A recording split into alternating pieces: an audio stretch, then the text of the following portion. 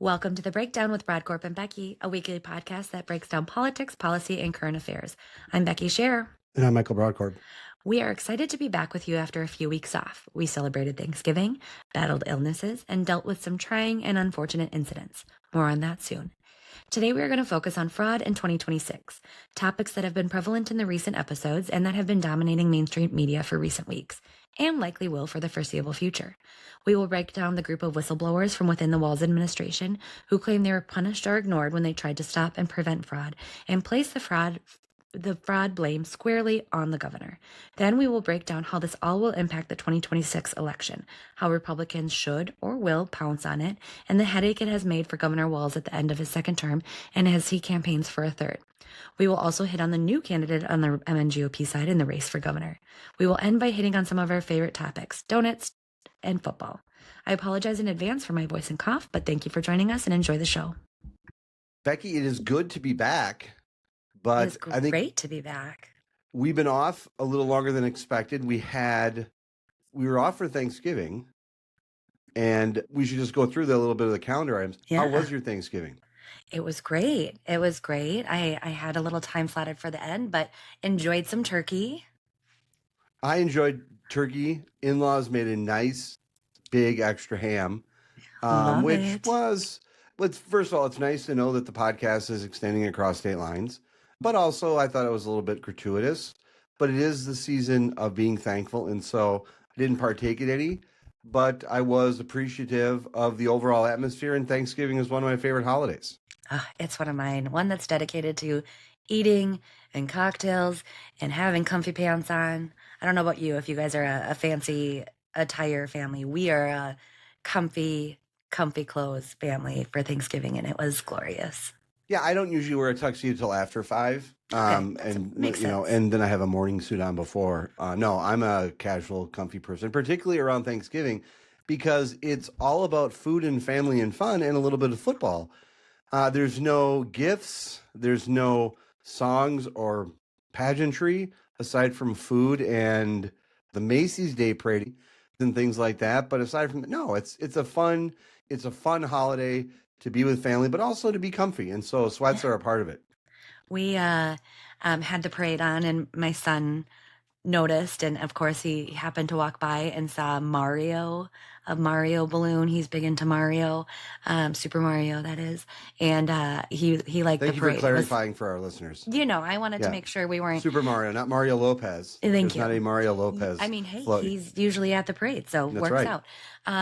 But yeah, it was great. And then we headed over to my my parents' house, and my husband was a little, maybe not the most pleased that we had to pause the Packers game for our Thanksgiving meal. It was a rule of my mother's, which, hey, I can appreciate. It's a quick meal. You can take a little time to not be watching some football. Yeah, that's a bold take. So the Packers played the Lions, right? The Lions. And so you're in Minnesota, and your husband, who is a Packers fan, as is one of your children. Mm-hmm. And my stepdad and my brother. So mom made the decision pausing the TV during dinner. Yeah. That's bold. Mom's got some pull. That's bold. Yeah, she spent a lot of time making that meal, and everybody can can give her 20 minutes. For? I mean, like 20 minutes, right? Like just for like the crux of everybody sits down, eats, and then during pie and, after, groaning, we could watch again. How did it was an action-packed game. Yeah, they survived. Did he get any updates during that 20-minute? I'm sure he probably looked at his phone and saw some updates. He's a Packers fan, but I might have to side with him on this. Yeah. I think that would be, I don't know. I don't know. I think I would, if it was the Vikings, I'd roll the TV set right in. I get it, but I got to give my mom some credit. She spent hours and hours cleaning the house, doing the turkey, doing all the things. She deserves 20 minutes of peace. Yep, that's true. That's fair. That's a polarizing issue. Pausing the TV set during football. We might have to revisit that subject, but the Packers did win, correct? They did. Unfortunately. So aside from that, I mean, that's the only thing I think that went bad on Thanksgiving for most Americans. It sure did. We should say also that we were off, and I don't think both of us are in the best of spirits. You're Just not a little bit feeling of a cold, and you have a little bit of a cold, and I'm for other reasons. And so yeah, I think it's fair to say that this episode is going to be maybe a bit of a struggle for a variety of ways. We're going to try to get through it. We, aside from the holidays and other things, we were off last week, which I'll get into in a second. But I want to start off by saying that we have been doing this podcast for 3 years now, and we've done 136 episodes, bonus episodes, probably close to 150 episodes over the last few years. Fair to say, correct me if you think I'm wrong, that we try to make this episode make our podcast episode about contributing to the public discourse, having entertaining guests on, having some banter. We've always agreed that the podcast, as you and I have laid out, is going to be fun. It's going to be a little sandbox that's a little bit of a fun place. And the podcast is meant to be fun. It is not meant to be anything else other than that fun space. And that's why we are so particular about guests and conversations and topics. But sometimes we have to deviate from that. And this is going to be one of those where I'm going to deviate from a little bit. And one of the things that I don't think we've ever really done is made the podcast about us per se, meaning, we've done episodes where we didn't have guests, but generally speaking, this isn't like a what grinds Becky's gears or what's pissed off Michael this week. That's not the way we do things. But this episode is going to be a little bit different as we start off because we did not have an episode last week. And the reason we didn't have an episode was because I was in the midst of some issues that I've been dealing with, and I didn't want to do a podcast where I was angry and frustrated because I don't think it's a good look. And I don't think that's the type of shows that we want to do. I think it's tough to compete with if you're going to come on and do a podcast and be angry every week, you kind of try to have to top that anger. And I'm a glass half full guy. I'm an optimist, partly sunny versus partly cloudy, and want to focus on the good. But for the first time, I think in the course of doing these podcast episodes, hit the wall last week, as I had said to you via text, and I just couldn't do an episode because of just some overall frustrations that I'll get into. So let's go back in time a little bit. Around a month ago, I started dealing with some harassment from a person named Thomas Evanson. Thomas Evanson is a convicted rapist. He's also been convicted of stalking. He is a candidate for governor on the Republican side. And it's frustrating for me to say that, but it is a factually accurate statement that he is a Republican candidate for governor. Evanstead is a very dangerous person. As I said, convicted rapist, convicted stalker, terroristic threats, violence, anger, and an inability to follow the law and do a number of things. Well, Evanstead and I have blocked him for a number of years on social media, and he has created other accounts and doing some things. What started all of this was there was a debate that was going to be had. The Senate District 45 Republicans were going to be having a gubernatorial debate. And Evanstead was listed on the invitation to participate in the debate. And I didn't think that was appropriate. I didn't think it was appropriate that we have candidates for governor on stage with a convicted rapist, someone who is not running, first of all, is not a credible candidate, is not doing anything to be a credible candidate, and by all accounts has some substantive issues going on in their life. This is someone who, aside from their extensive criminal record, has had numerous run-ins with the law and has violated societal norms in so many ways. And I think that he is a dangerous person.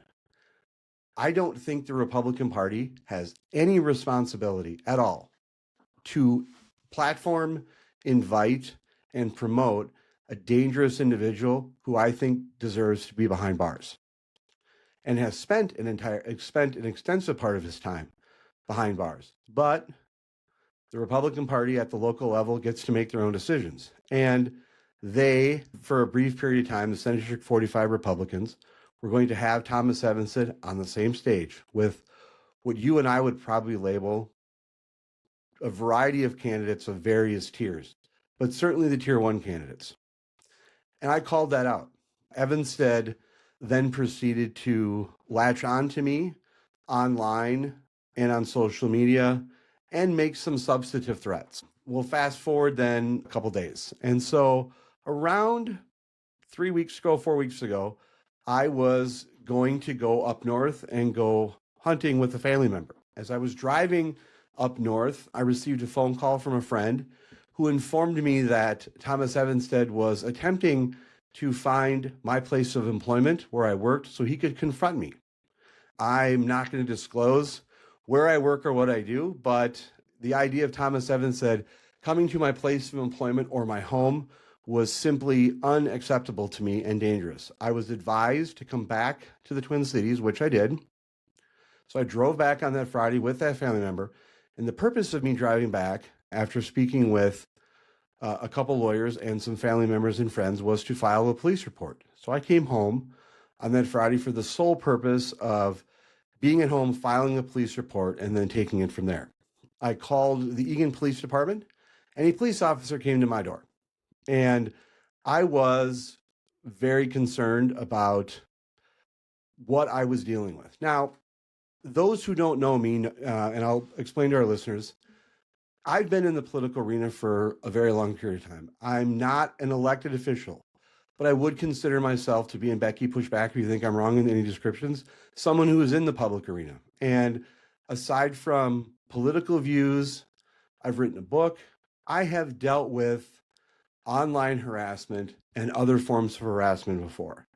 I have had, over the course of my writing career, most extensively, had to file for restraining orders against people because some of the criminals and some of the, what I would label to be conspirators or people connected to those criminals, targeted my family and me during the course of writing a book I wrote called The Girls Are Gone, which is still an Amazon bestseller all these years later. And so very proud of that book, but that did put a target on my back. And so I am familiar with, unfortunately, the process of filing for restraining orders, dealing with the court system and with law enforcement on these matters.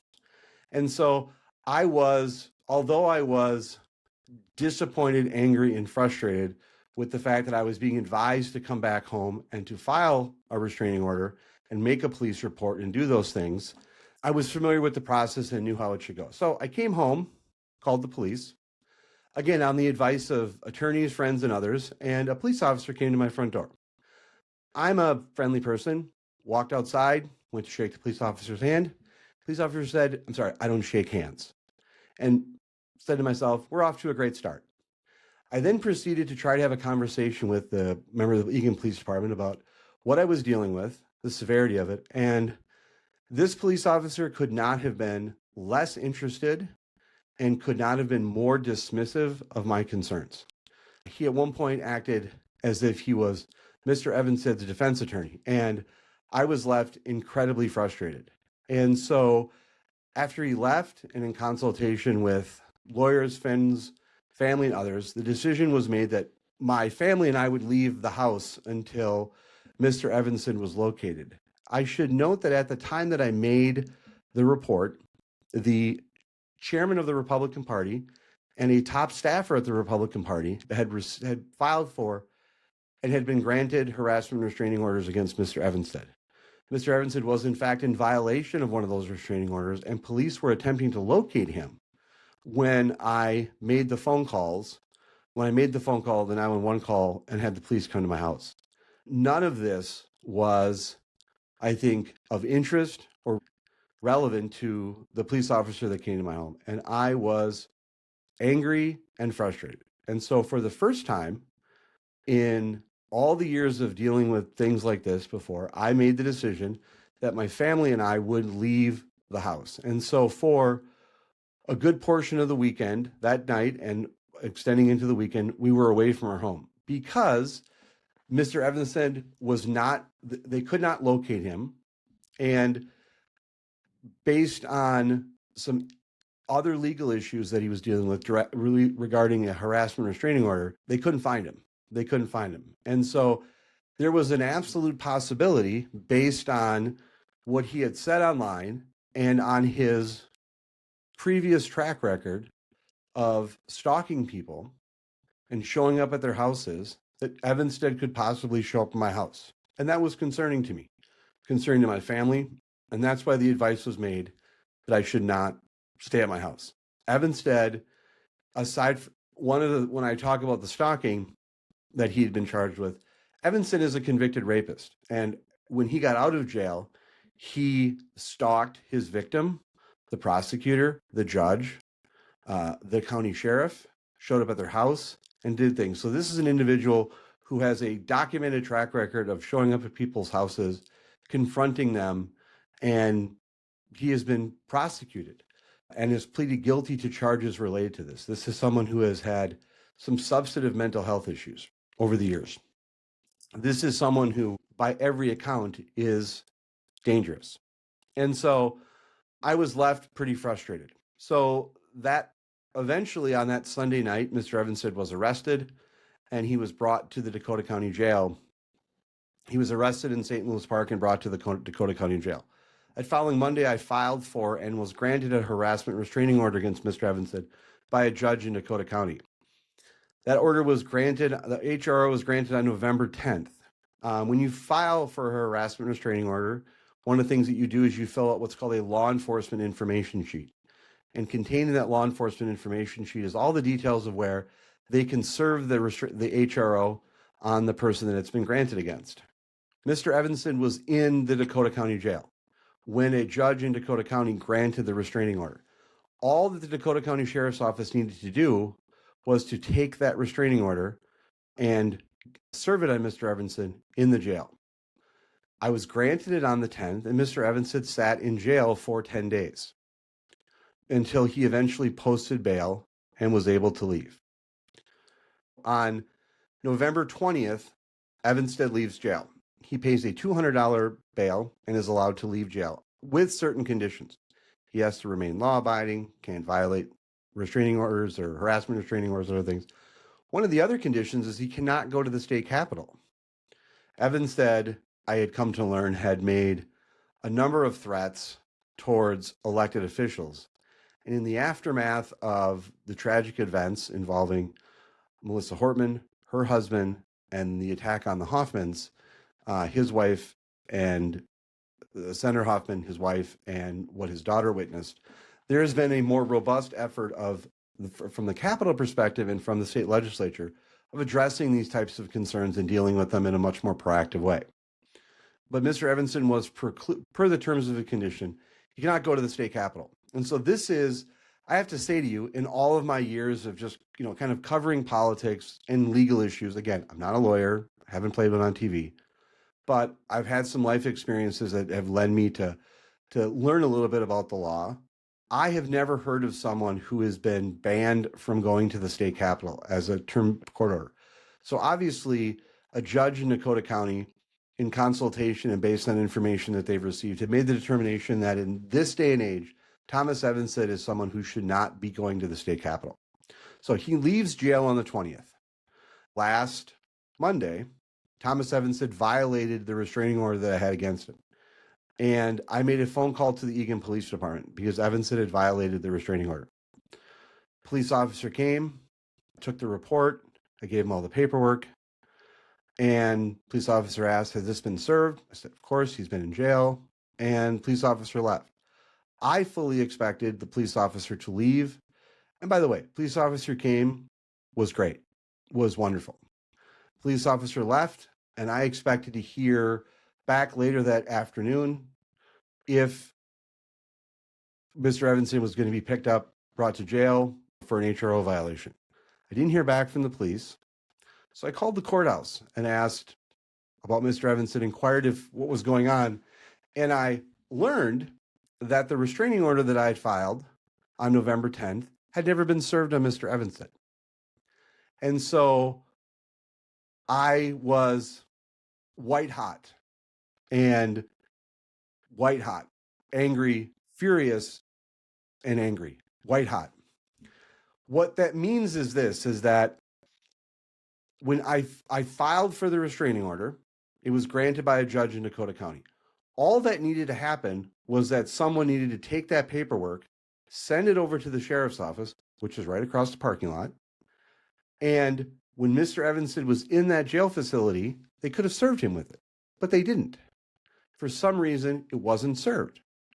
An HRO that is not served is not valid. It doesn't have any merit weight to it.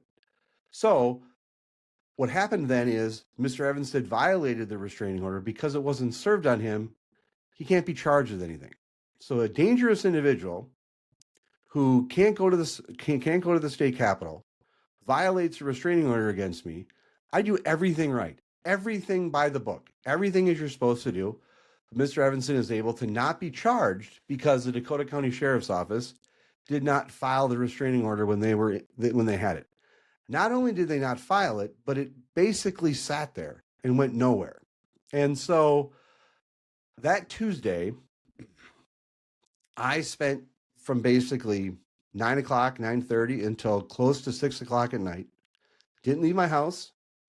I paced and got 19,000 steps in, walking around the house, making sure that Mr. Evanston was served in that HRO. I had to make phone call after phone call. I had to call the Dakota County Sheriff's Office. I had to speak to my lawyer. I had to speak to family members. I had to speak with the Eagan Police. I had to have a consultation with my family and my wife again about whether we were going to stay at the house, what we were going to do. Now, this is where things are going to get a little dicey in the interview as I talk about some of this stuff, because I am still pissed about it. I'm still very pissed. And I want to just be very clear about some things. I am not an elected official. I am not a state representative. I'm not a state senator. I hold no office. What that means, though, when I'm in the political arena, is that I don't have any infrastructure. And let me say something.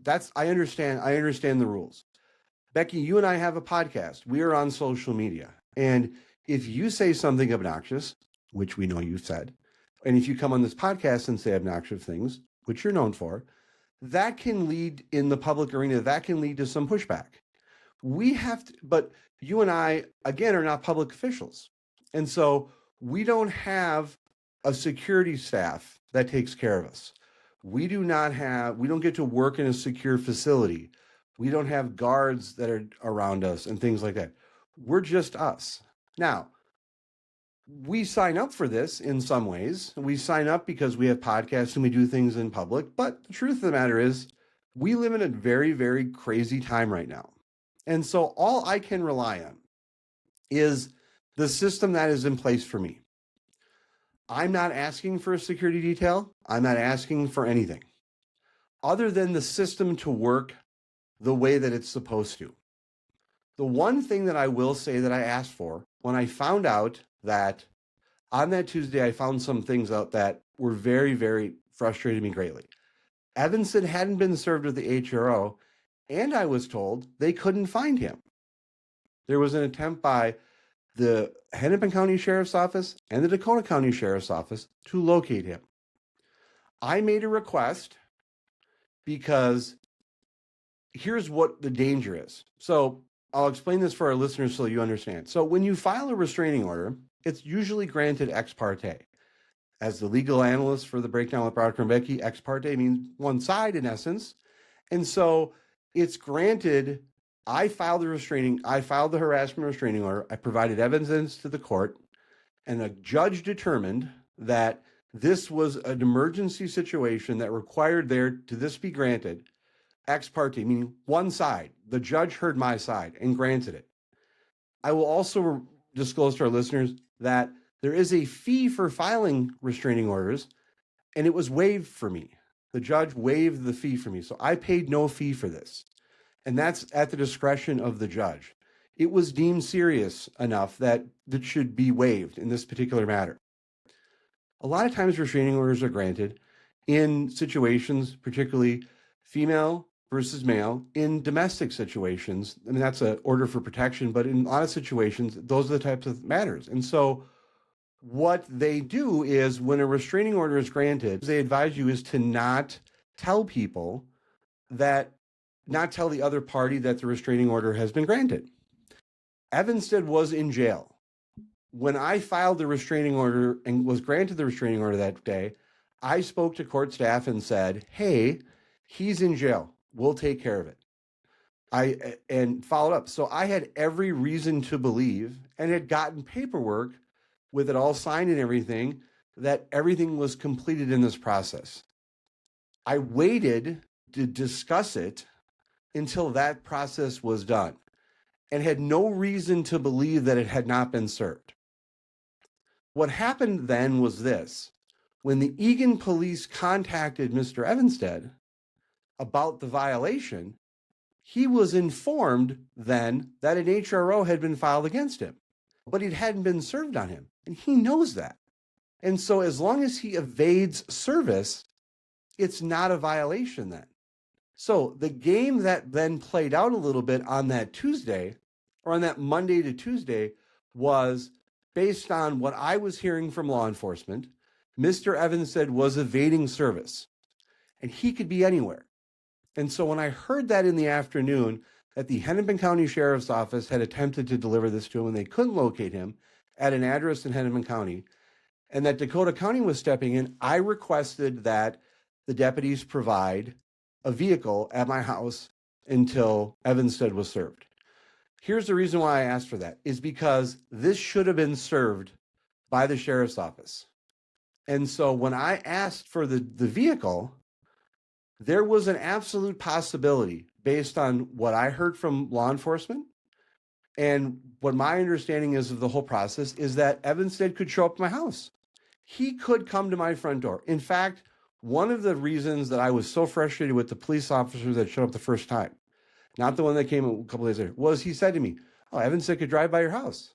Evanstead could come to your front door. I said, no, he can't. He's not collecting for the Red Cross. He's here to cause a problem. No, he can't do that.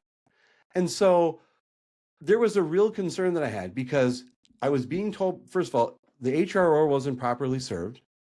Evanstead was evading service according to law enforcement. One of the places he has a pattern of doing is showing up at people's houses. So I was very concerned. I made a request to the sheriff's office, like, look, can you get a vehicle at my house? And the sheriff's office said, it's not in our budget. And I said, okay, let's think about that for a second. It's not in the budget. And then I was informed that the sheriff's office was working overtime to get this done.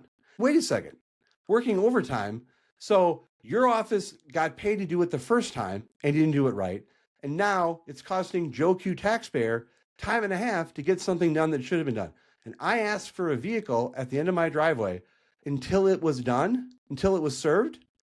And that's not in the budget. Now, I want to just explain something to the listeners as to why I asked for the vehicle. Number one, I asked for it to keep my family safe. Number two, as a former bureaucrat, I know that it will cost Dakota County money for that sheriff's vehicle to sit at the end of my driveway. I believed that would motivate them to get it served faster, because it was costing them a little bit of a deputy's time to sit and watch the driveway. And the combination of those two things would lead to faster service. I am not in any way, shape, or form trying to divert law enforcement resources to my home unnecessarily. But this was a major league screw up. Not only was the HRO not granted and my family was at jeopardy, Mr. Evanstead had violated the restraining order and now could not face criminal charges because of the failure of the Dakota County Sheriff's Office to file this HRO. And later that night, close to 6 o'clock, I learned that Evanstead had been served.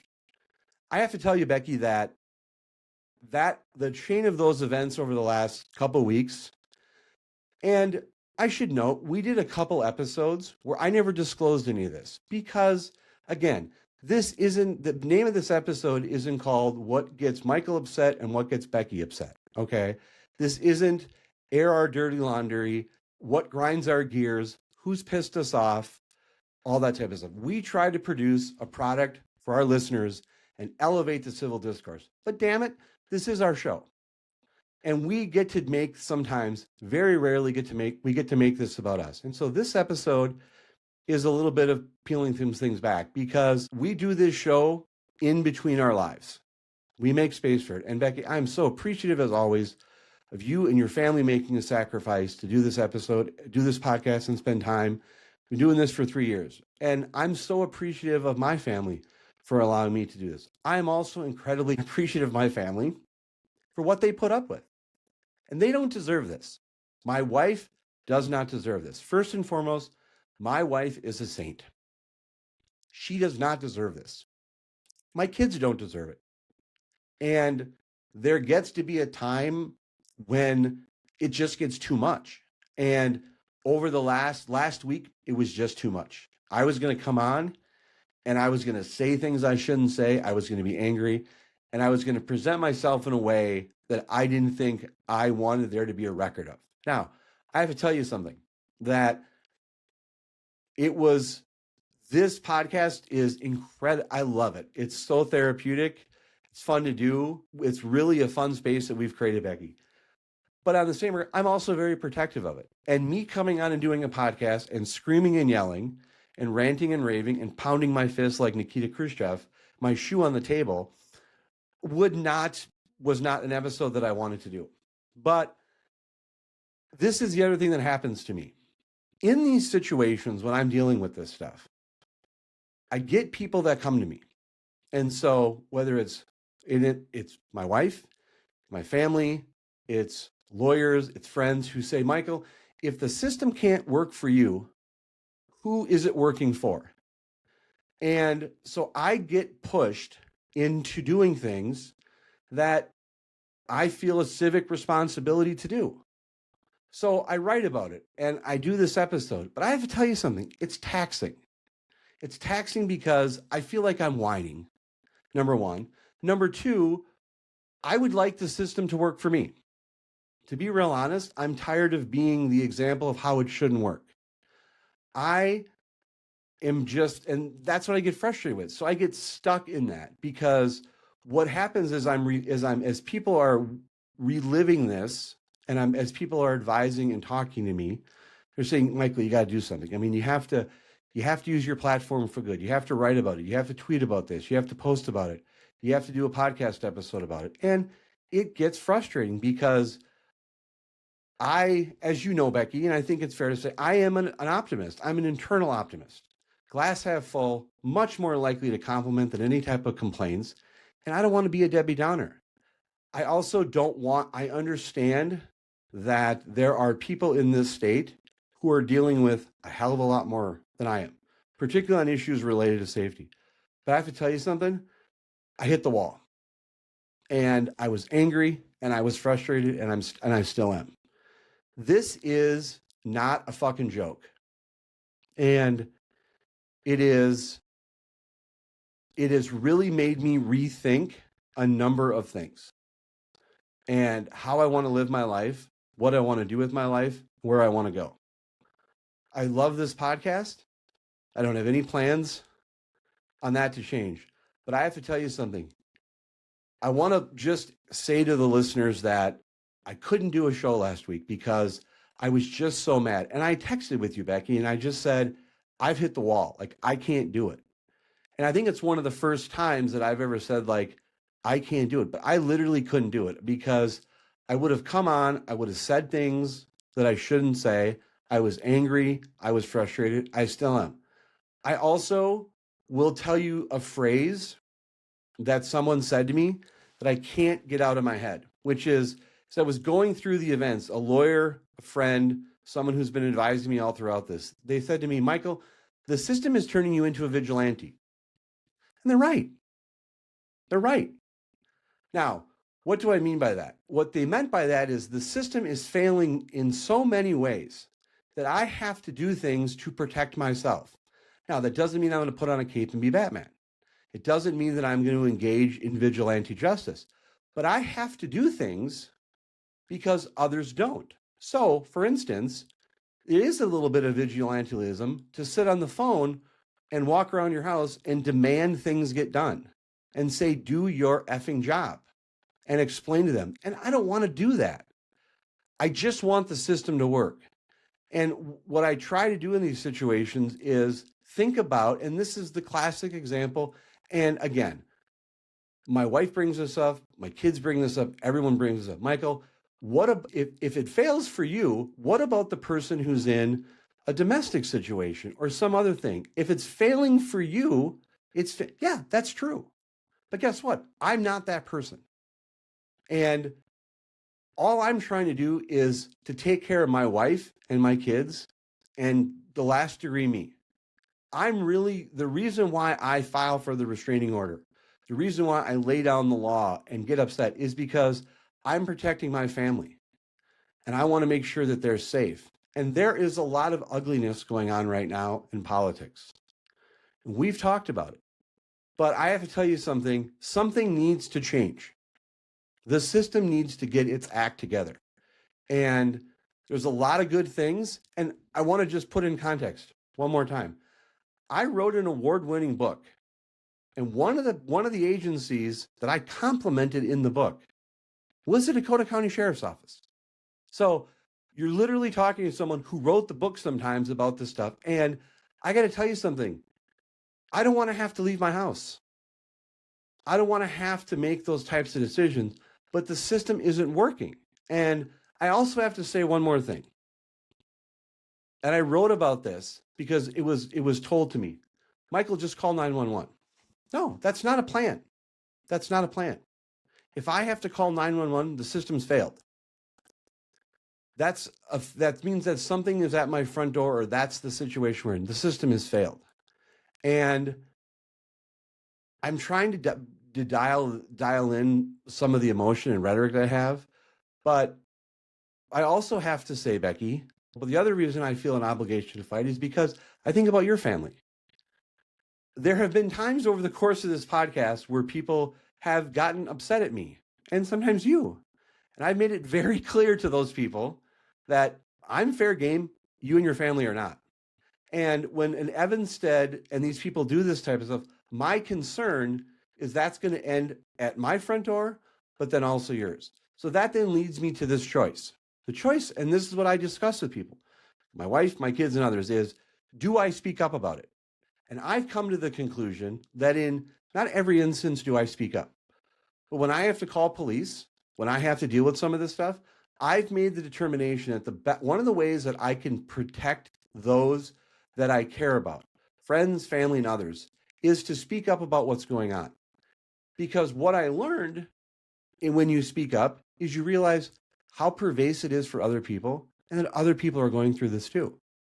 Thomas Evanstead has targeted a number of people that I've heard. And when I spoke up about Evanstead, I learned about other people that he has targeted. The other point that I'm trying to raise is that it brings an awareness of what's going on in my life.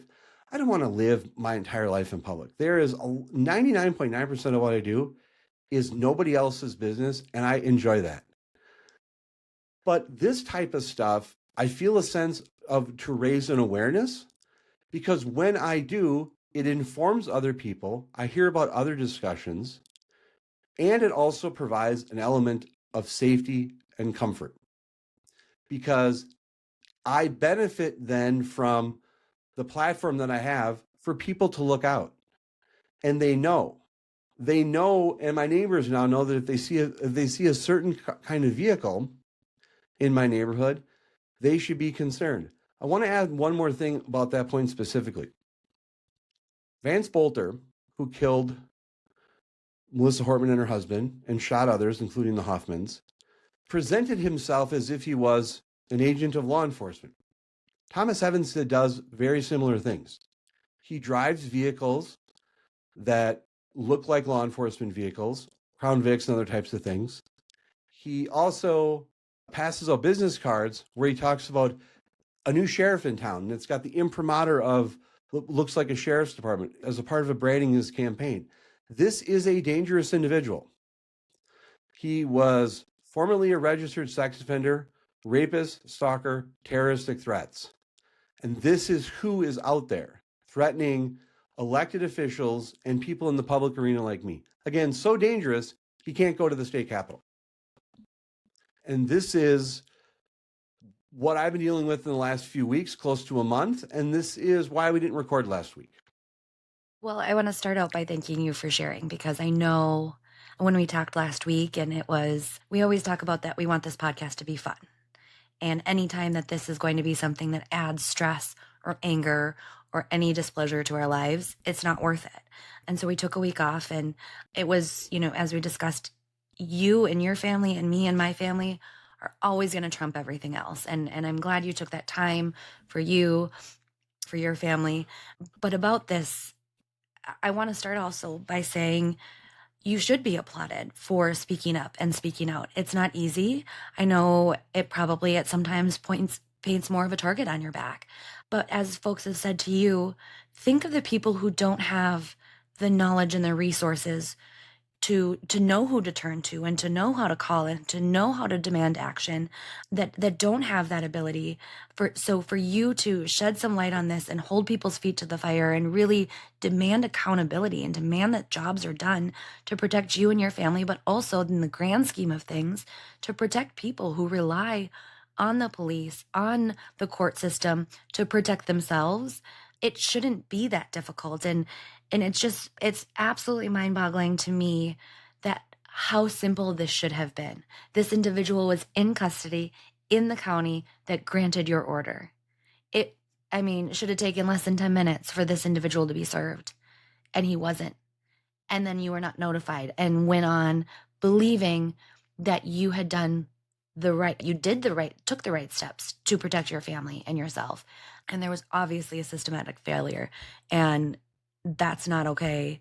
And the fact that you were also dismissed by a police officer, regardless of who you are and that should not be the case. He's not the person who gets to determine whether this is valid or credible or whatever. This is clearly a dangerous individual who has a very long track record of being dangerous and stalking and harassing and was in jail for doing those things.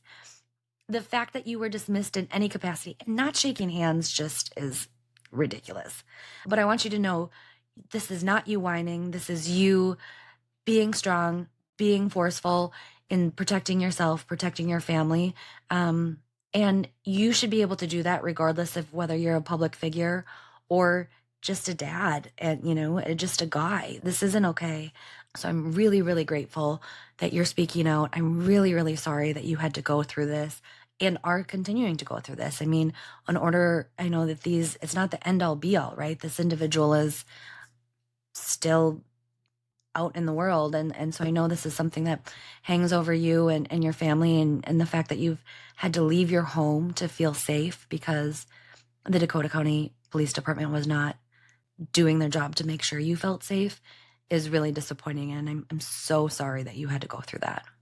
I appreciate it. And I want to be mindful of where I am in the hierarchy. There are elected officials who have been killed at their home, shot at their home, threats at their door, much more serious than I have. And I am not trying to diminish anything from them. I struggle with this a lot. I struggle with it because I get tired of, if the system had worked better, this probably would have been a 5-minute mention on an episode and I would have moved forward if I would have mentioned it at all. I don't disclose everything that ever happens, but this one was more serious. And the call that I would make to people is everyone needs to do a better job. Everyone. The political rhetoric is too high, which I think we're going to talk about when we change subjects here. And I know that law enforcement is in a tough situation. Maybe this police officer was just having a bad day, whatever. But what I think about is, again, what gets pushed back on me, and I'm trying to balance it. I appreciate you giving me some rope here to discuss it. I went a little longer than I thought, but I just really appreciated it. And there's a legal process. I think there's going to be some court hearings about what's going on. I expect this to continue to be problematic in that way. I will also say to you that this is going on in the shadow of a very active investigation involving an arson that occurred at my house this past summer. And so this is not happening in just a vacuum.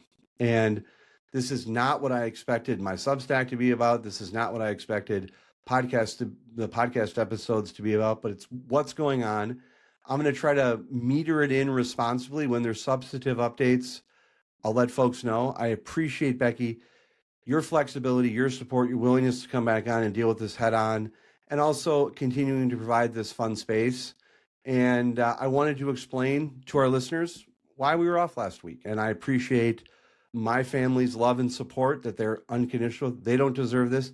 Becky, your family doesn't deserve this. But I just want to say on air again to you, thank you for giving me a little bit of break. And it meant a lot. And now we can go back and cover some other subjects. And before we move on, I just want to say one last thing, and that is, while you were going through all of this, I appreciate that you did have the thought and consideration of me and my family. You texted information of a vehicle to look out for and what was going on so that I could make sure to keep my head on a swivel. And again, your thoughtfulness of looking to me and my family when you're dealing with all of this and it's at your front door is just, I can't thank you enough for being that kind of person, for being that kind of friend. And yeah, thank you. Thank you, Becky. So moving on, a topic that we have discussed quite a bit over the last year and will be for the foreseeable future is fraud. Fraud continues to be in the news, and we're kind of going to go back and cover stuff from the last week, the last couple of weeks on this. And I want to start with the whistleblower angle. So we all know that this fraud has been going on. We have Feeding Our Future. We have some autism centers, some daycare centers, some different things that keep bubbling up and keep coming out. We have the fraud committee up at the Capitol. Individuals have gone through court cases, have been arrested, have been convicted at various levels of process that things sit at this time. But just after Thanksgiving, at the end of November, a statement was posted on X by workers from within Governor Walz's Department of Human Services. This has since been retweeted 38,000 times, and it is a pretty strong statement about what is going on. And I'm going to read a couple pieces and we'll kind of chat about it as we go. It starts out with, Tim Walz is 100% responsible for massive fraud in Minnesota. We let Tim Walz know of the fraud early on, hoping for a partnership in stopping fraud, but we got the opposite response. Tim Walz systematically retaliated against whistleblowers using monitoring, threats, repression, and did his best to discredit reports. Goes into feeling isolated, left us wondering who to turn to, and obviously they turned to doing it publicly. This kind of followed up a New York Times article on fraud, which we can chat about a little bit further. It talked about how agencies, leaders appointed by Walz willfully disregarded rules, threatened families of whistleblowers, and we'll get into a little bit more of what it talks about here. But I want to chat about, we've heard whistleblowers come out on different things at the federal level. I don't know much in my memory at the state level, but what was your reaction when you saw this and saw the response this was getting and how long and in depth and everything this seemed to be credible? Yes, there's been a real pattern here of this consistent drip of fraud. And I think the week of Thanksgiving and the week that we were off, it really hit critical mass. And I think that this has broken through in a way that I think that fraud is going to be one of the defining issues of 2026, which we'll talk about more. But I think that our state has developed a terrible reputation. And I think more should be done. And I hope to discuss it with you. But I think that this is one of the powers of social media. One of the powers of social media is the ability to break through.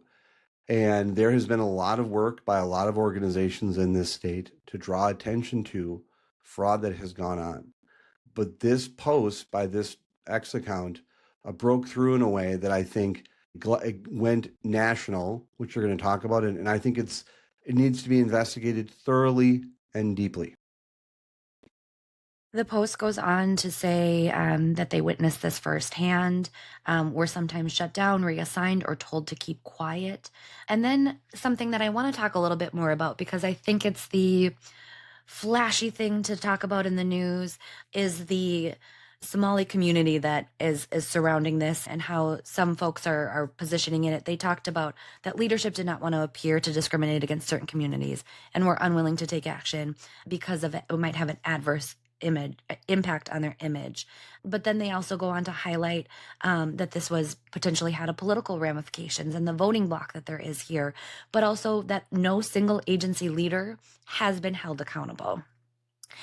And it ends with, we can't fight fraud in Minnesota alone, hence why we're appealing to federal levels of government. We need all the help we can get as Tim Walz's agency leaders have upped their brazen approach in covering up the knowledge of fraud. They're great. They say they're grateful to media outlets such as the New York Times on this piece and the Fraud Committee for trying to halt the fraud and stepping up, and grateful to other whistleblowers. It just is, I mean, bravo. I can't imagine how tough it is to do something like that. To speak out, to probably put their roles, their jobs, their political futures or careers in jeopardy for doing so, even doing so under the guise of kind of this whistleblower Twitter account, X account. But bring up a lot of really valid points. Nobody has been held accountable. It seems, according to this and some things we've known, including a recent audit report that talked about how some of this stuff was known and was discussed and asked to be changed, and it didn't change. And we'll get into it a little bit more about how so much is reactive and not proactive, despite this continuing to be, like you said, a drip, drip, drip. In your experience of this, just hearing and reading the news and understanding how this works, what do you think it took? What does it say about our state government and what's going on in the administration that these whistleblowers felt the need to go to the press to do this publicly because they obviously weren't being heard or taken seriously inside? I think it's substantive. And we should note, we don't know the identity of this account. Right. But I will tell you, there is a lot of meat there. There is a lot of meat there. And one of the biggest issues that I see is, let's set aside the fraud, which is significant and vast, is that there has not been a level of accountability for it. This is, I think, the biggest problem that exists, aside from the fact that there was fraud. And that's first and foremost in everyone's mind, is what's being done to stop it and who's accountable for it. And I think that I am surprised by the lack of accountability that exists, that there is no one that is literally saying that the buck stops with me, that the buck stops with so-and-so, and this is who it stops with. No one's taking that. Absent the work of the U.S. Attorney's Office in terms of prosecuting these individuals for what has come out, there has not been much accountability in any way in the non-judicial branch or in a non-criminal sense for this process. There has not been substantive reforms. And what has occurred is, again, absent the U.S. Attorney's Office, I don't believe that there would be much in the way of accountability for that. And what I hear from politicians who hold elected office is they keep going back to the work of the U.S. Attorney's Office in prosecuting these cases. But how did this problem begin with? My father, God rest his soul, he was a CPA, but he was also a forensic accountant. And this is a systemic problem. This is not a one and done situation. And I think that some of the most sobering statements have been from the U.S. Attorney's Office and Joe Thompson and others, Andy Luger and others who have spoken up about this fraud. The U.S. Attorney's Office is calling balls and strikes, and they are throwing a lot of pitches down the middle about how bad this is how bad it just is for our state, but also in relations to the other state. There is a clear criminal in some ways. Again, you're the legal analyst, so I mean this in the non-legal. There is a criminal enterprise going on in this state that involving crime in such a way that has taken from the taxpayers upwards of, depending on which media outlet, up to $1 billion, if not more. It is a staggering amount. And the fact that there has not been more accountability and that government at any level hasn't reacted to this and kind of plugged the leaks and fixed all this from going on is simply astounding. Again, if you have to get to the criminal justice system and prosecutions as your only course of action, and the only sense of accountability, I think the system has failed in other places.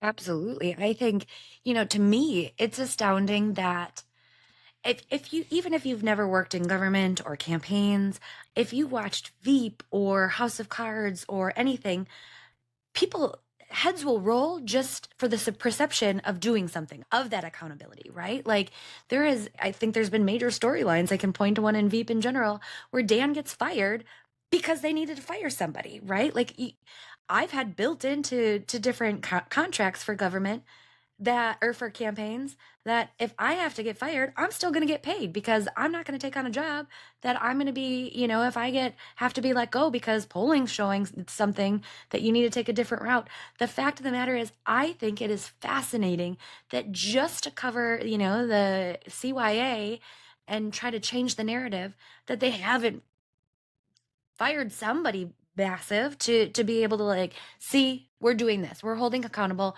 this is not going to be tolerated.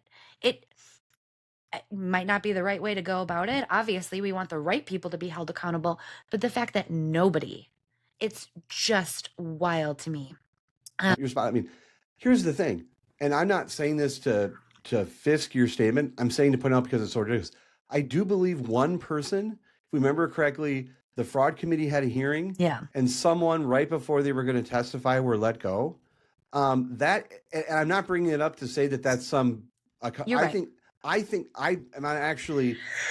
it's less serious that it's only been one and it was right before a hearing. And it was like a deputy. Yes, Yeah. and that shows, I think, how lack of accountability there would be. I think it's actually worse than had it been no one, because it shows how little effort is being made. And that's the thing that I would say. The other thing, and we mentioned it briefly, was the Somali community. I am in no way, shape, or form trying to disparage, in broad generalizations, any community. Right. I believe it was Pat Garofalo who said it best on social media. He put out a tweet that said something along the lines of, there is various cities, Italians, the Irish. I have an Irish background. And so there's narratives and stories that have come through history about hooliganism and less than legal things that have occurred. Right. Generalization. Groups of crime. And we have a crime problem in this state, and it does involve some members of the Somali community. Now, let me be clear with you about something. I don't believe they should be called garbage. No. I don't believe that the Somali community should be called garbage. And the fact that that is the type of rhetoric that's being used, I think, is appalling and disgusting. Are there members of the Somali community that have broken the law? Yes. There are also Irish in the state that have broken the law, Germans that have broken the law, Swedish people that have broken the law.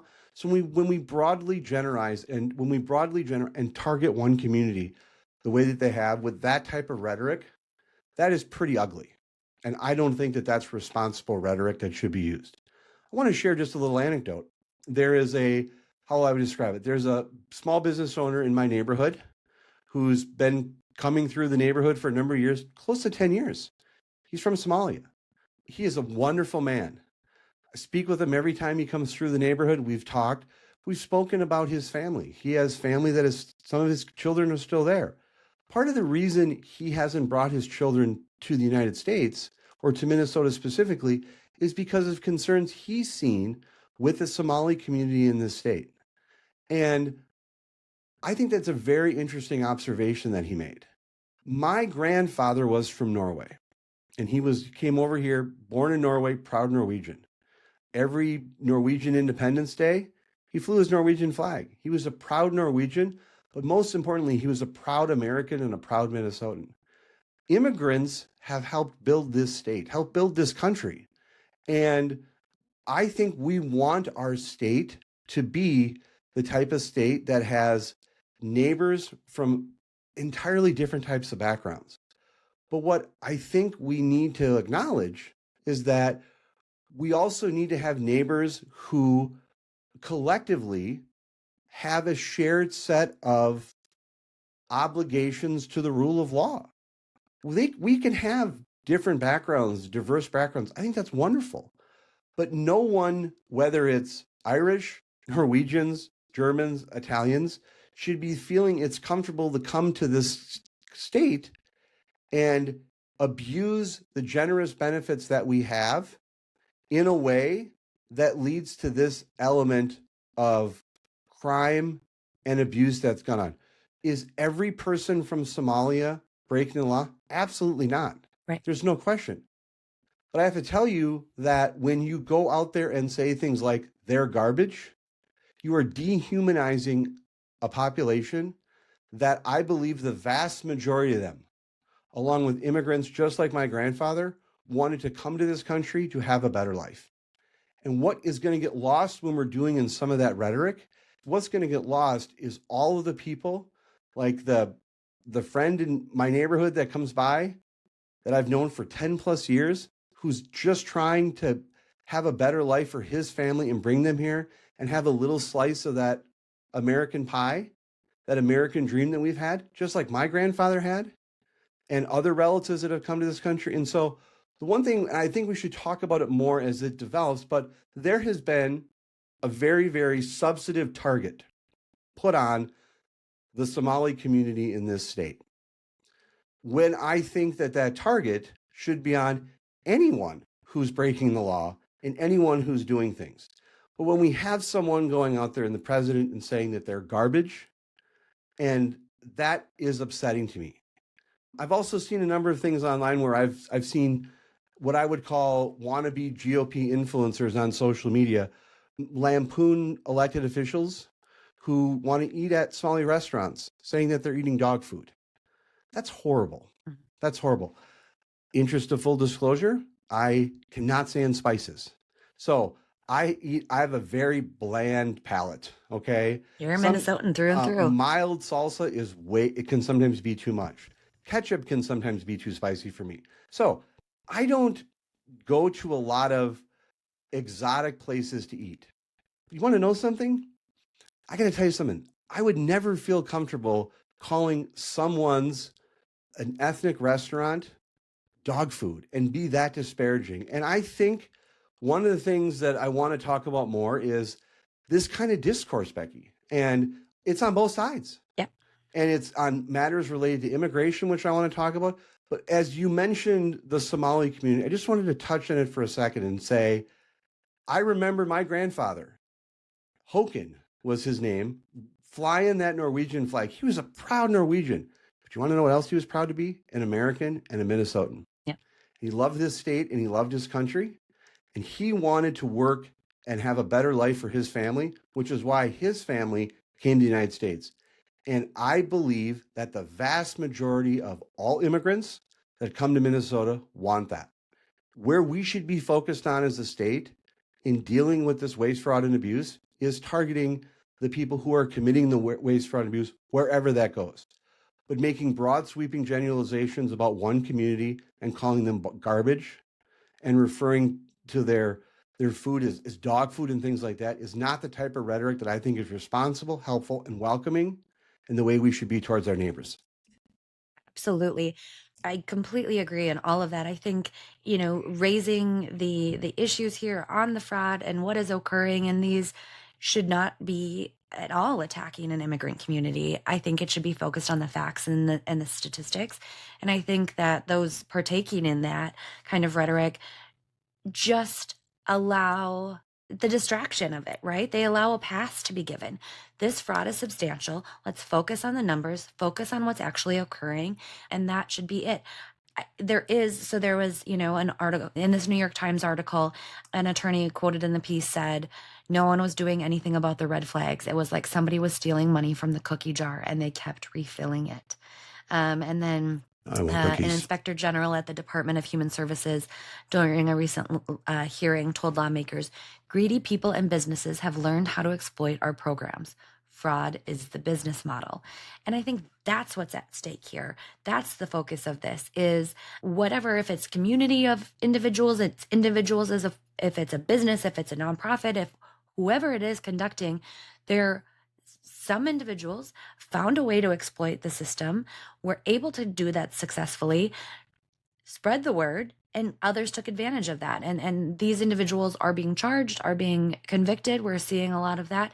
So we need to jointly, obviously, let the court system do what they're doing. The federal government has stepped in. 59 people have been convicted so far. And obviously, like you mentioned, the drip is going to continue to happen. But we also need to focus on how to prevent that from happening again. One of the issues that we've talked about on this podcast before is we have really tried to carve out a safe space to talk about sometimes very polarizing issues.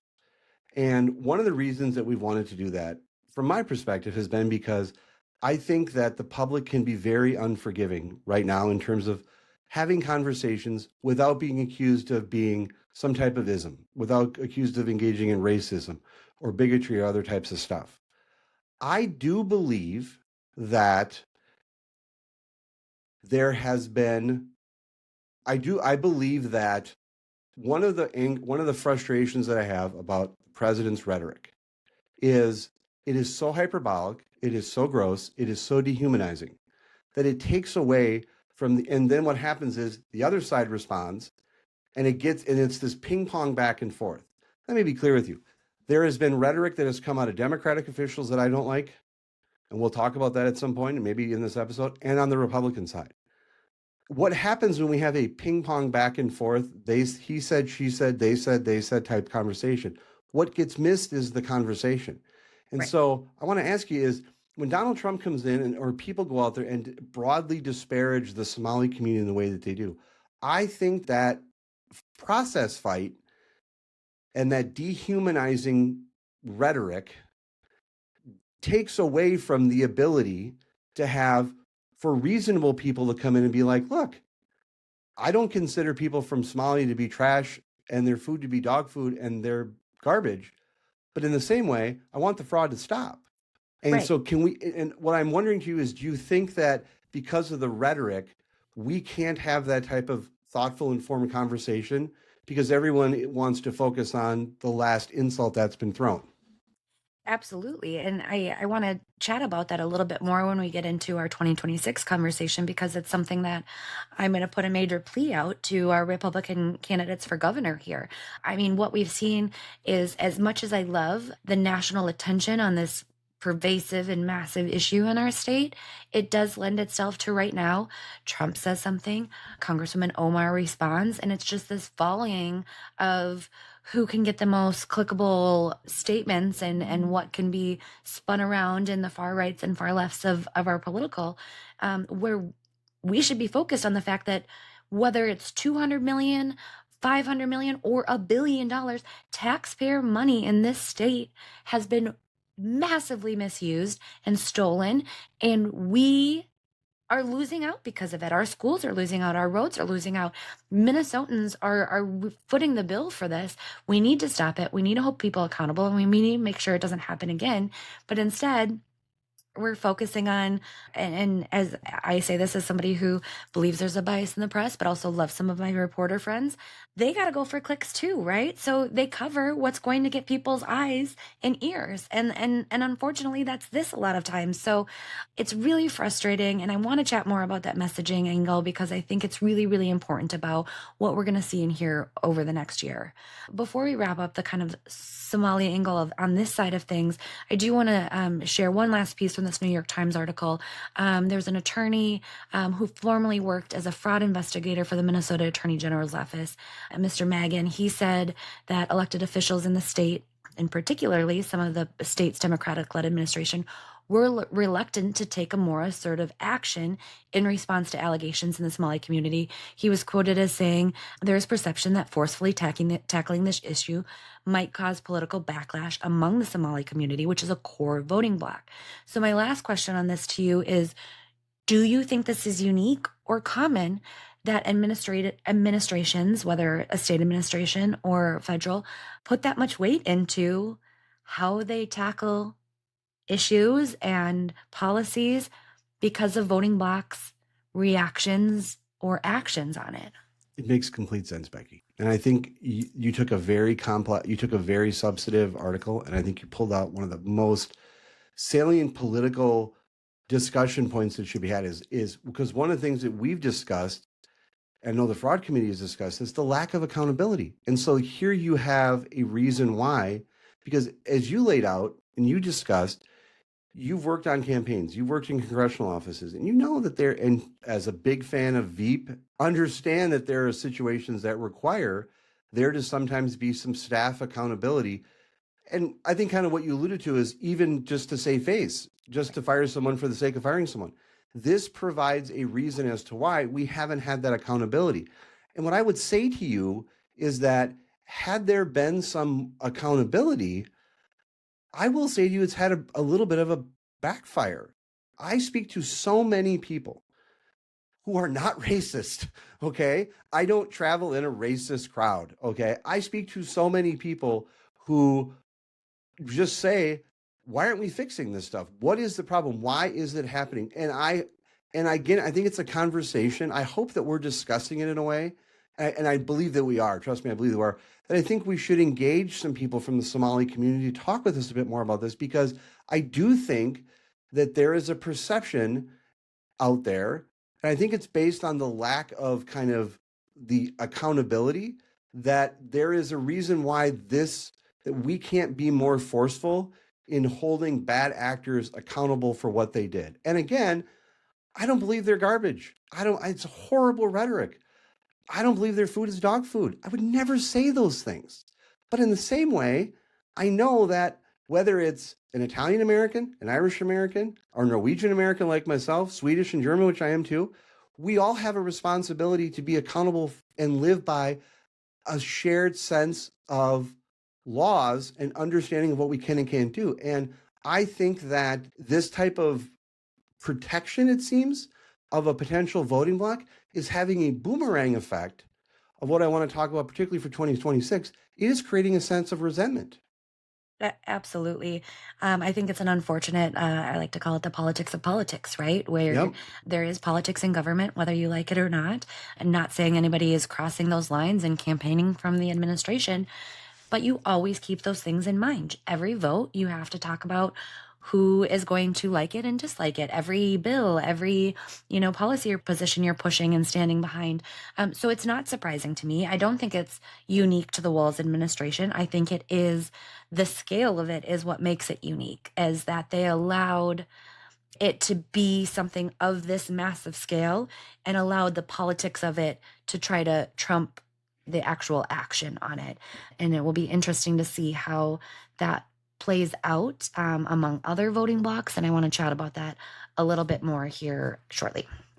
The statement that you just made is probably, no, I will say, is the smartest take on fraud that I've heard.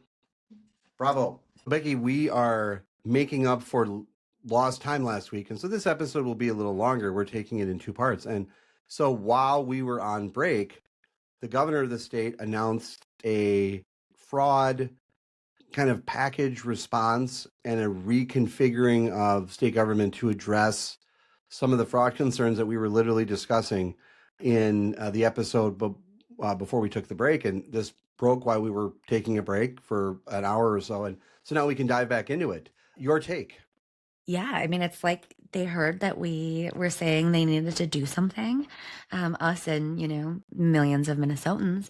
But so today, while we were off, Governor Walz announced a top-level position, a head of program integrity. He tapped Tim O'Malley, who will serve as the state's first head of program integrity. He previously served as superintendent of Minnesota's BCA under Tim Pawlenty and has a pretty impressive history. And so it sounds like, based on the comments he had, I believe in maybe a press conference or at least an interview with reporters, said that this is going to be somebody who will be working closely with Walz, but have full autonomy to do his work across multiple departments and report to the governor's office. He said he does not work for me, but he works for the people of Minnesota. Great line there. And of course, Republicans came out strong and quickly. In a quote from Speaker Dameth. She said he failed to root out fraud in agencies. Also noted, Dameth is running for governor herself against Walz. He failed to root out fraud in his agencies. He failed to hold anyone accountable. He failed to take responsibility for what he allowed to happen. And now he wants to sweep all of his failures under the rug. The time for program integrity was years ago. Now is time for accountability. And I gotta say, it's a great line. I think we can all agree that Walz needed to do something. The pressure has become unsurmountable. He needed to take some sort of action. Program integrity does seem a little like forward looking, where I think a little bit more of that kind of inspector general or some sort of independent inspector, auditor, whatever you want to call a title, of somebody who is really going to get in there, weed out the bad actors, find those holes, find those gaps, and make sure this doesn't happen again. Program integrity seems a little fluffy for me. Yeah, it seems a tad wonkish and more. I think one of the things that we've spoken to Republicans and Democrats at the legislature about this, and I think one of the ideas that I've been a big fan of, and I think you've too is, but speak up if you don't, which is that inspector general role, that independent person who has, in essence, can maybe have a little bit of a badge and approach it from not just a bureaucratic standpoint, but also from the potential of the person has some law enforcement credentials. And it seems to me that this is an inspector general in a different name. I would have, from a branding perspective, probably would have recommended an inspector general, but there's probably some issues related to that would need to be resolved. Again, we were talking about this and we've said this. It is late in the process. Is it too late? Well, I think for partisans it will be. The question is, will it be for taxpayers? I don't understand why something like this wasn't done sooner.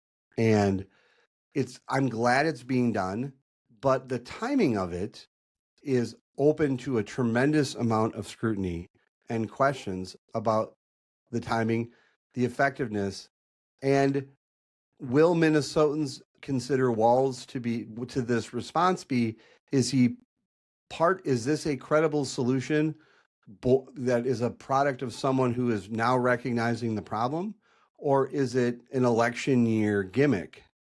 That's, I think, going to be litigated by the voters. But I think the acknowledgement by the governor today, I think, elevates the debate, because in our previous segment, we were talking about, fraud's going to be a top issue. When we took the break, the governor did something which we discussed something should happen. I think we were more along the lines of someone should be held accountable. But he's adding a level of government, and I think it's going to elevate the issue.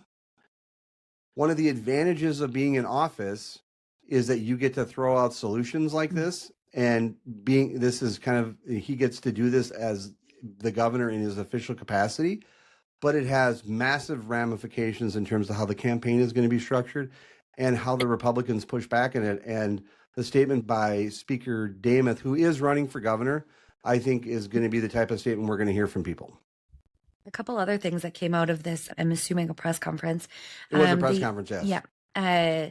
Shireen Gandhi, the DHS temporary commissioner, said that the department, which administers Medicaid, I'm reading a Star Tribune kind of live blog on this, says that they have zero tolerance for fraud. And as we do more ahead to get ahead of the criminals, there are going to be more credible allegations of fraud.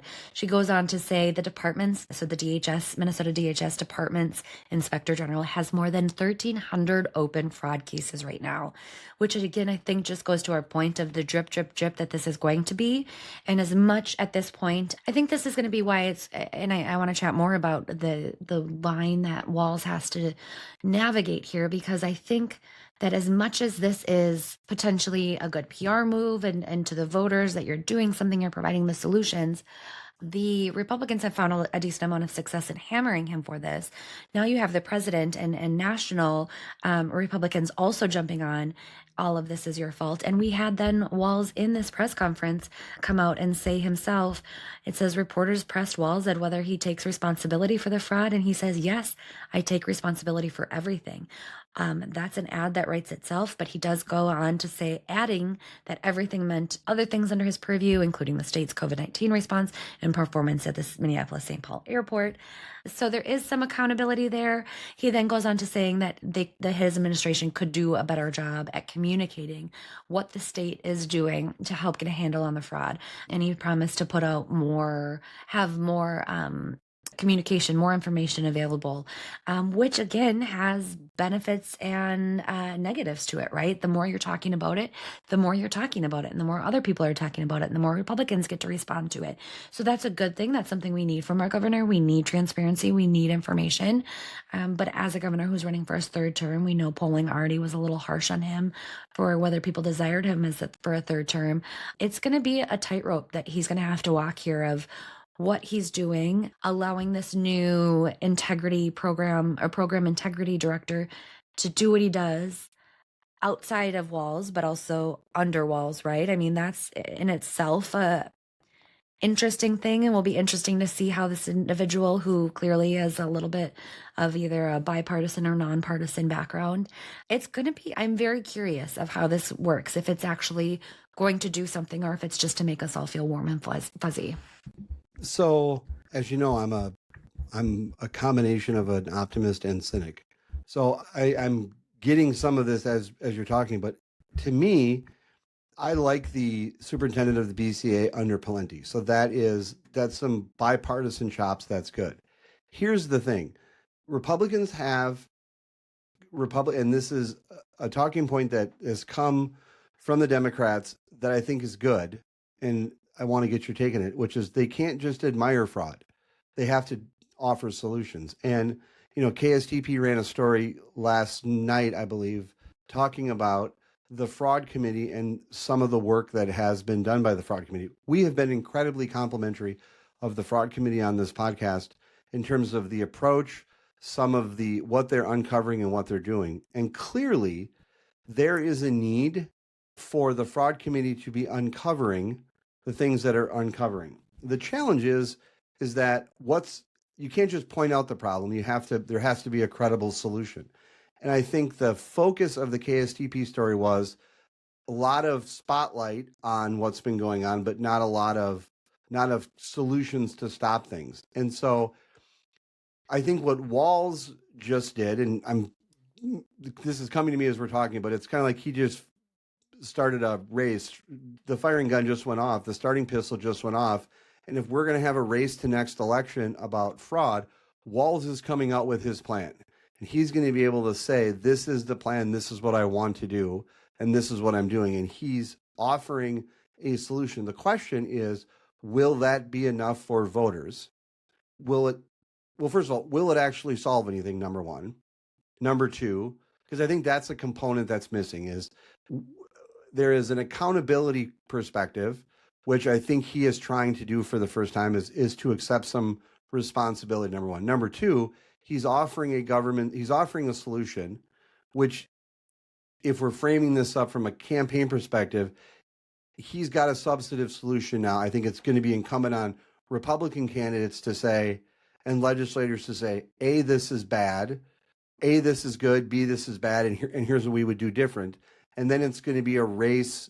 It's going to be up to the electorate to make a determination which of the plans is the best and the way it's working. But I think this elevates fraud, but it elevates fraud from a standpoint of not just identifying it, it's also offering a solution. And that's where I think Walz is trying to get ahead.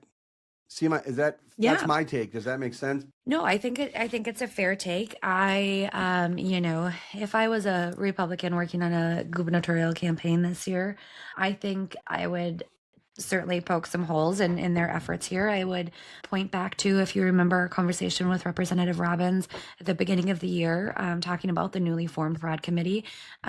We talked about Representative Nash's bill that they were trying to put forward that would require a sort of report from an inspector general about some of those those guardrails they were going to put in line and the internal controls that they were working on.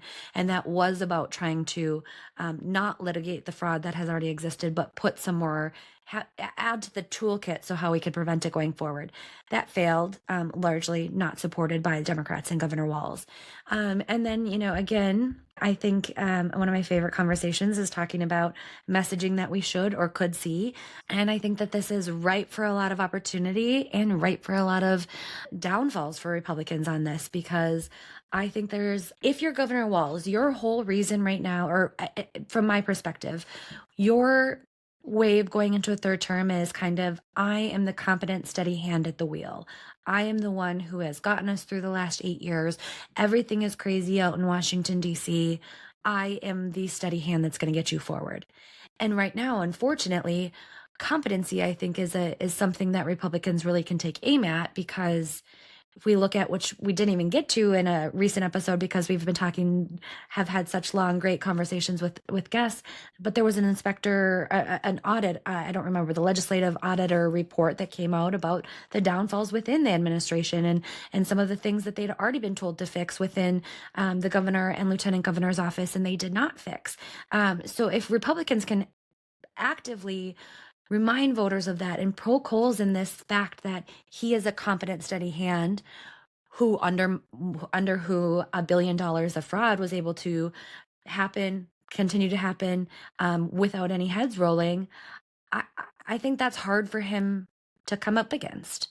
That said, I'm going to also, before we even talk further about 2026, acknowledge the fact that Republicans have not won a statewide office in 20-some years and don't have the infrastructure set up to make us successful in that. I do think that the messaging on this, if Walz continues to be the candidate Democrats are running for governor in 2026, and Republicans can get behind one of the few solid messengers and decent Republican candidates we do have, I do think there's a fighting shot here. And I think fraud in the messaging of this is going to be a top of that list.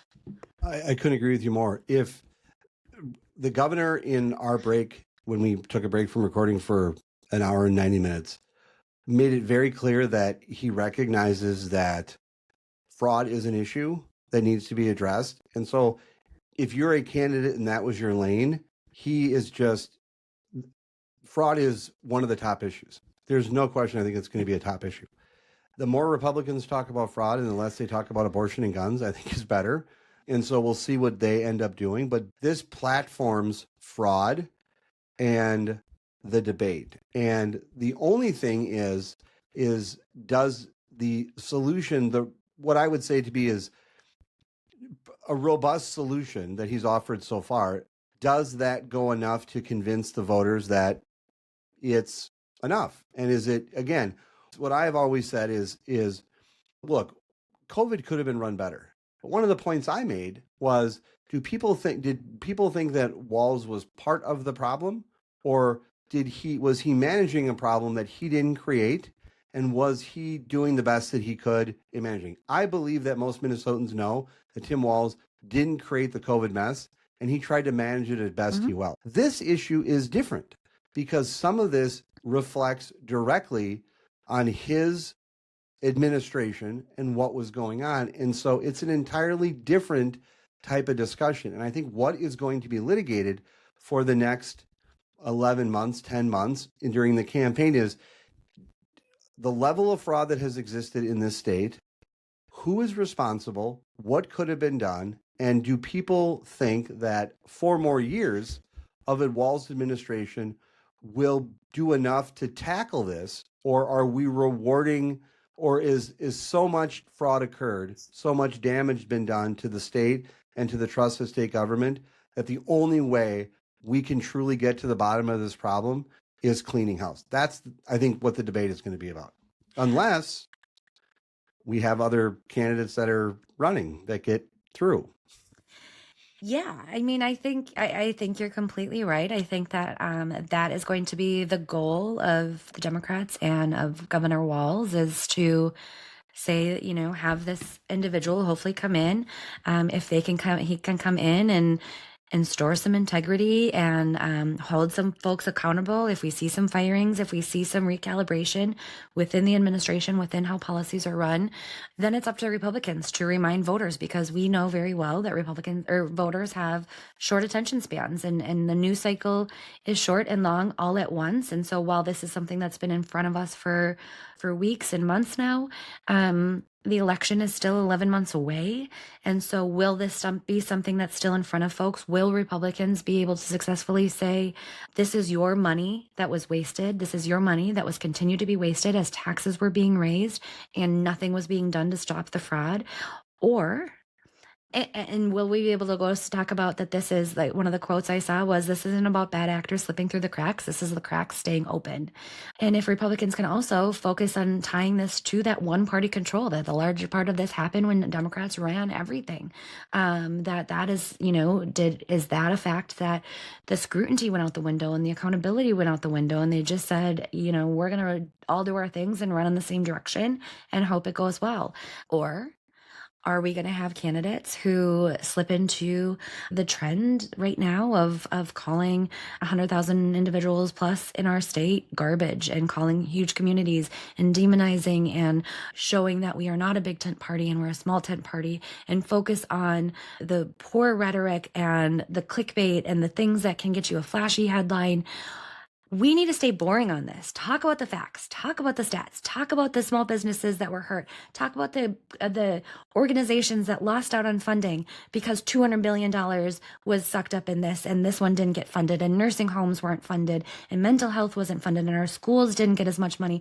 But if we stay focused on the boring factors that really can kind of hit home for average voters whose taxes have been going up, whose price of everything have been going up, while $1 billion of taxpayer dollars was just flushed down the drain, that's where we can be successful. I want to be optimistic because I do think we have some really good candidates in the race, but then we have some not so good candidates in the race, and they suck up all that air sometimes. I'm really anxious that some of that is going to be where we fall off the edge a little bit, and I don't know if we can get across the finish line. Here's by the way, great point about being boring about it. That's a really just fantastic point that you've brought up about a way to message on it. Here's the thing that I think one of the problems that I think Walz has. We don't know what we don't know. And it's very likely that this isn't a situation where the flood wall, like we have the sandbags up and we have control and the flood water is starting to go down.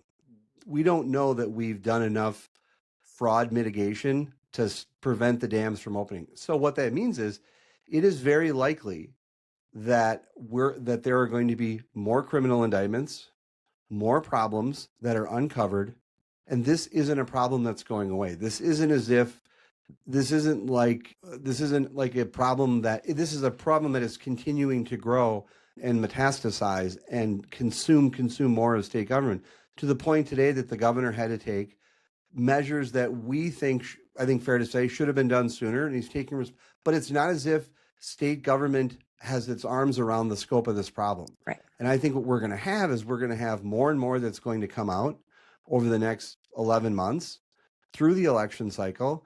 And the problem, I think, for Walz and Democrats is, are we at the bottom yet? And do we have the floodwaters? Do we have enough sandbags up? I don't think we do. And I think that the truth is that if he's going to start communicating more about what government is doing in response to this stuff, what's also going to happen is that I think the indictments are still going to happen. Mm-hmm. There's still going to be criminal charges. The U.S. Attorney for the state of Minnesota, there's a number of stories that have broken through nationally now. And so the narrative, this is like grabbing the end of a fire hose. They can't control it anymore. And so the question is how much will be litigated between now and the election? This issue isn't going away. And it's going to be for Republicans who want to win on policy and want to make inroads, this is going to be a very, very target-rich subject to do. But if we run candidates like some of the candidates that are in the race and we start talking about craziness, this could go from a situation where Republicans have a political and media a political environment and a topical environment where Republicans can do very, very well, and they can have someone come in that just takes a flamethrower to that and it burns it all up. And who are we talking about? I need a quick timeout because I have to first say that when you said grab the end of the fire hose, I got a visual of like Three Stooges style, like flying around on the end of a fire hose. But I think you make a very valid point that this is, even if no other fraud came out in the next 12 months, we're going to have court cases for the next 365 days. I mean, there's going to be things coming out. And one would have to assume that with this new appointee, new position, that there has to be something that's uncovered that comes out that, that because Correct. that there has to be more.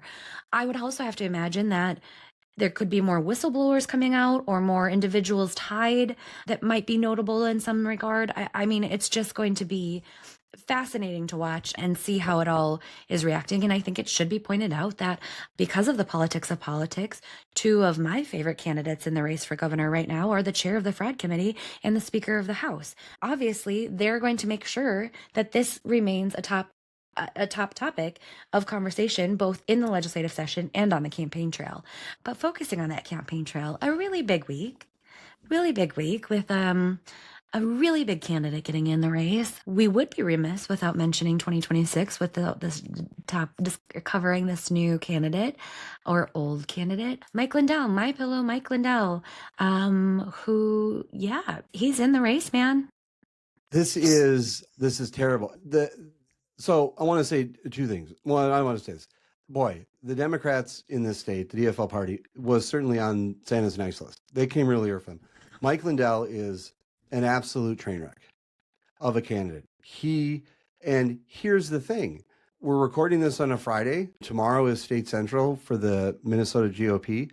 They're having a straw ballot at their State Central meeting that's going to be held in Medina. I think it's at the Medina Ballroom. And so there'll be a straw ballot. Lindell announcing this week.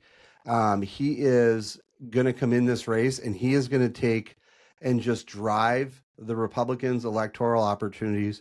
He's going to fly that plane right into the side of the mountain. I mean, he is just a train wreck. And the damage, here's the problem, is that, and we should say there's one other candidate I want to talk about before we get off this episode, but let's talk about Lindell for a second.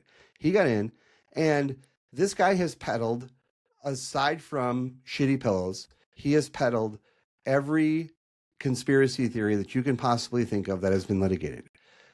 A Mike Lindell candidacy is going to be focused on every conspiracy theory that has ever been discussed in political circles.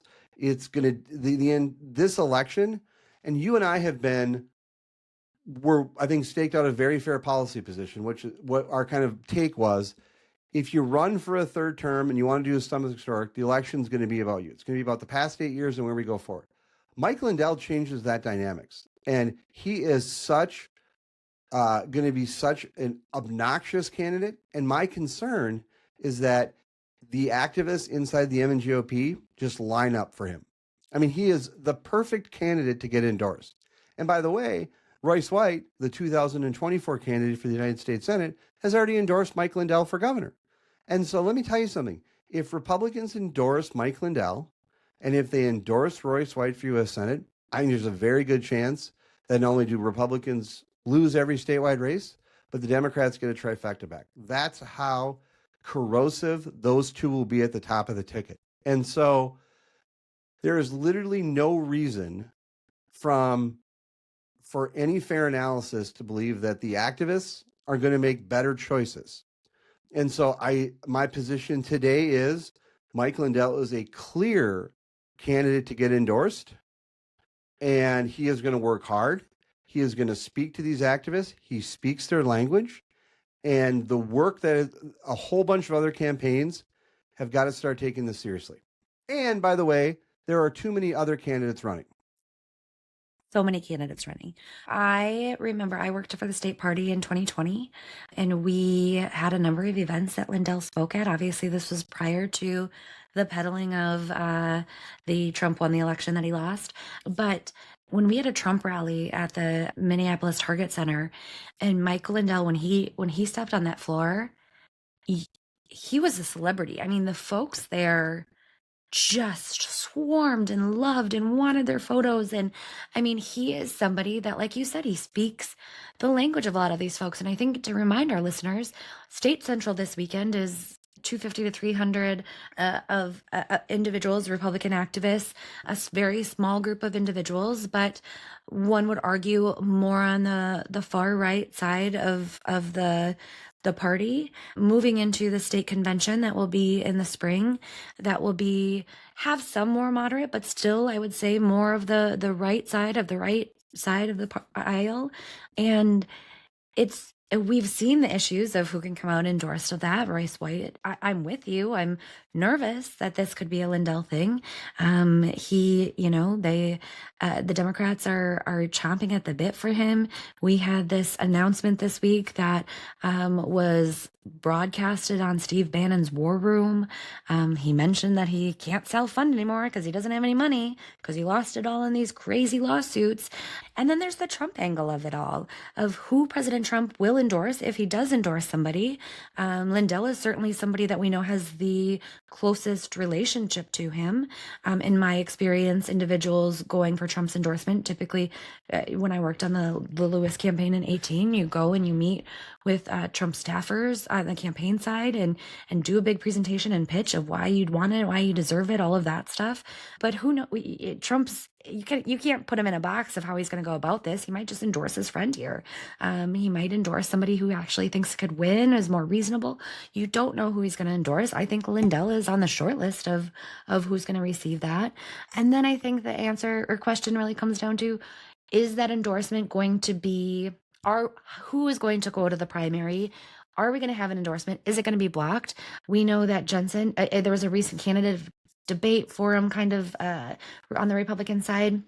Previously, Robbins and Dameth both said they would go to a primary. At this time, they kind of backtracked and said that they do plan to abide by the endorsement. I think we previously discussed how excited we were that they would go to a primary. I think I want to still encourage anybody to go to a primary if there is an endorsement or if there is not an endorsement across the Robbins, Dameth, Madel even side of things. There's some good candidates in here. Jensen has said that he is going to still go to a primary. He did receive the endorsement last time around. Who knows? I try to make sense of all of this. It's a whole chaotic world, but Lindell adds a whole nother layer to things. It certainly does, and not a good layer. A couple of things. I think there's some candidates have positions on the endorsements have evolved. I think Robbins, when she got in, said, seek the endorsement, but prepare to go to the primary. Dameth is more locked in on the abiding by the endorsement. I think any candidate, there are a number of candidates who I think need to get out, but I don't think any candidate should agree to abide by the endorsement. The endorsement process is broken. It doesn't work. It hasn't worked in the longest period of time. Anyone assigning any value to an intramural contest, such as winning the endorsement, is a mistake at this point. And with Mike Lindell in there, him working, it is an absolute train wreck. We didn't talk about Chris Madel. He announced the week that I was off doing stuff. A lot of buzz about his candidacy. And I want to be fair about, giving some analysis. Lindell has a flashy bus and announced this week on Steve Bannon's show and is going to make a big splash at a State Central. Madel had a good announcement, did a presentation, a good crowd. He's already gotten some law enforcement support. And I think in his approach to the endorsement his approach that I think is going to resonate with people is it's just not working. What Republicans have been doing is not working. And so we'll see how his candidacy takes off. I'm looking forward as we get into 2026 to having some of these candidates on the podcast and having some discussions with them. I think some of those conversations will be more productive than the others. But I have to say that Republicans in this state have a way of complicating the simple. And I'm going to just say, and very clearly, there are too many candidates in this race right now for governor. That needs to change, number one. Number two, no one should abide by the endorsement. Number two. Number three is candidates need to be careful about getting and attempting to get Trump's endorsement. Because as we've discussed extensively on this podcast, there is, and we've asked Republicans this, Donald Trump's polling numbers are not great right now. And the question is how can a Republican candidate maximize tapping into the MAGA world without carrying the baggage that comes with a Trump endorsement? I don't know if Lindell gets the endorsement, because one of the things I think he's clearly in the mix. The question I have, and I'm not the right person to answer this, but the question I have is, I think Trump this term, he has, I think, more of an established political group of advisors around him. And I don't think he has been as reckless about some of his endorsements. And so I think I'd like to believe that there's a hope that one of these other campaigns can at least get to him and be like, hey, can you not endorse Lindell or stay out or other? But I also have to stay on the flip side. I think Republicans, I understand that's the world we live in, but they need to be careful. One of the questions, and I want to discuss this on next week's episode, one of the questions that was discussed at debate is how they win over Democrats and independents as candidates. You know, one of the easiest ways to complicate that endeavor is to actively seek, promote, and accept the endorsement of Donald Trump. And there's a disconnect right now, I think, between the Republican world in which they live in this MAGA world where Donald Trump is always popular and where they want to go and they want to get his support, but simultaneously, how does it help you win elections?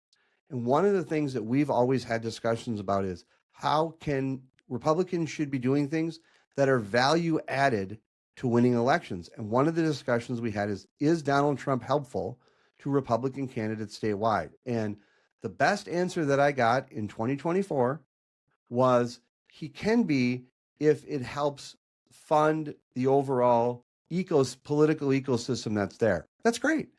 But some of these if Mike Lindell gets endorsed by Donald Trump, and that's at the top of the ticket, and then the delegate pool is with Royce White, there's just not enough room for Republicans to succeed. And so coming into State Central, my advice would be my unsolicited, unpaid free advice. There are far too many candidates in the race for governor. People need to start recognizing that Lindell is a very, very credible person that can get endorsed. And if Republicans want to succeed in any way in 2026, not having Mike Lindell and Royce White at the top of the ticket is absolutely the best thing that they could do. Yes. Thank you. Bravo. My last comments on it are twofold, maybe. First, I will say one of the issues that we have with this endorsement is the echo chamber that these candidates put themselves in for the next 5 months until May, when the state endorsement convention is, because you're only surrounding by those folks who want to know who Trump's going to endorse, who believe, who you go to the delegates, and a lot of the, I would say, arguably vast majority, if not 75, 80% of those folks are, strongly in that MAGA lane. So that does matter to them. And that messes with you as a candidate, right? When that's all you're interacting with, regardless of how you know and what you think, when that's all you hear for 5 months, it changes. And so that gets in the way of the general or primary election narrative and messaging you're trying to do, because you're spending 5 months in this group. And again, I say that as somebody who came up in the grassroots system, loved the endorsement system, that whole thing. The last thing I will say about the pool of candidates we have, and I think we're in the double digits, dozen or so Republican candidates for governor this time around, is if anybody's helping some of these campaigns, or if a candidate themselves is listening, is just do like a good check. It always blows my mind, the folks who run for office, who run for statewide office. Obviously, anybody who runs for office of some sort, you have to have an ego, right? Like you have to have some, and I mean that in a good way. I don't mean that in a bad way, but you have to get people who like you, want to vote for you, and some number of folks that are going to cast a ballot in your name. To run and win for governor, you have to be able to get 1.5 million Minnesotans to cast their ballot for you. 1.5 million Minnesotans, or 1.4 and a half, whatever we're talking about. There are maybe 2 or 3 of these candidates who can do that, right? Like, because we don't have that fully functioning party and the background and the money that comes back. So that's something they have to do on their own. And we have these candidates who, I mean, they're going to get 2,000 votes. If that. It just blows my mind that these individuals run for this and don't have that comprehension in their mind, that they have that delusional ego that they can capture the voices and hearts and minds of 1.5 million voters in the state. And you have to raise what, $4 to $5 million these days, upwards of $5 million and that's hoping that you get millions coming in from the RGA or the Trump's campaign or some other outside groups that are coming in to help you. The reality of that needs to be talked about and hit a little bit harder with some of these candidates who are in the race. I don't doubt that they think that they can do good things for the state and that they have good policy positions and they want to make things better than they were yesterday. That's a lot of work that very few individuals can do. And I would argue 2 to 3 maybe of the current candidates could hopefully achieve. So get out of the race, make way for the reasonable folks who can actually help our chances to turn the state red, because man, oh man, do I want it. That's right. And I will be very curious off air to get the 2 or 3 that you think can win. I would summarize your point as you need to chickadee check yourself before you wreck yourself. So, thank you. Great Very job. much so. Wrapping up, we already talked about turkey. I need you to share with the crew. You got your donuts? Oh my God, they were so great. Oh, that went up there. They were just delicious. And can I just point something out to you very quickly? I got my Krispy Kremes. So stood in line. It was a little late, so we didn't go the full assorted route. We just got the glazed. So I got 2 boxes of glazed. Okay. Got to the car and something was a little off. And one of the boxes felt a little light. And so we opened it up and there wasn't a full complement of a dozen in there. So one of my kids went back in and said like, hey, we didn't get a full box here. So they gave us another box. Wow, so we went home. Oh man, I pounded through so many donuts on the way home. And then I'm going to be going back up and I love it. I love Perfect. it. Have you gone yet? I haven't. Maybe this It's right weekend in needs your to be neighborhood. I know, man. I got kids. Nobody's got time to wait in line.